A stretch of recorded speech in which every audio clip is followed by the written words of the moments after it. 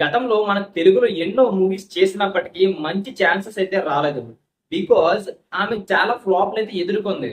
కానీ ఇప్పుడు ఆ ఫ్లాప్‌లు మొత్తాన్ని పక్కన పెట్టి ఆమె మీద నమ్మకం పెట్టుకొని 2 మూవీస్‌కి అయితే ఛాన్సెస్ ఇచ్చారు. ఆమె ఎవరో కాదు మన రాశిఖన్నా. రాశిఖన్నా గారి గతంలో చూసినట్లయితే చాలా మంచి మూవీస్ తీశారు.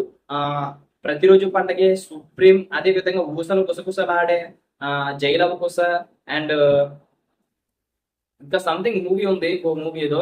సో మొత్తం మీద మన తెలుగులోనే ఆమెకు 'తొలి ప్రేమ'. మొత్తం మీద ఈ 5 మూవీస్ లోనైతే ఆమె నటనతోని విశ్వరూపం చూపించారని చెప్పుకోవచ్చు. కానీ తర్వాత వచ్చిన మూవీస్ అన్నింటిలోనూ కూడా ఫ్లాప్‌లు అయితే ఎదుర్కొన్నారు. అదే విధంగా మరి ఆమెకి ఛాన్సెస్ కూడా రావడం కూడా తగ్గిపోయిందనమాట.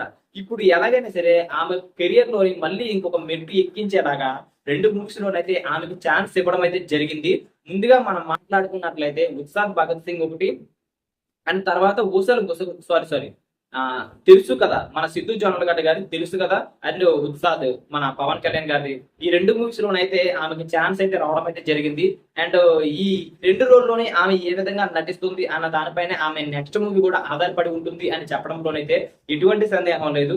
ఇన్ని ఫ్లాప్లు ఉన్న హీరోయిన్ ని తీసుకువచ్చి మూవీలోని ఫైనల్ చేయడం అన్నది కొద్దిగా రిస్క్ అని చెప్పుకోవచ్చు. ఎందుకు అంటే ఎప్పుడు ప్రెజెంట్ మన తెలుగు ఆడియన్స్ అయ్యి ఉండొచ్చు, ప్రెజెంట్ బయట ఉన్న ఆడియన్స్ అయి ఉండొచ్చు, వాళ్ళందరూ కూడా కోరుకునేది ఒక్కటే, మంచి అంటే ఇప్పుడు ప్రెజెంట్ హిట్ లో ఉన్న హీరోయిన్ మాత్రమే, అంటే హిట్ మూవీలో ఉన్న హీరోయిన్ మాత్రమే వాళ్ళు చూడడానికి అయితే ఇష్టపడతారు.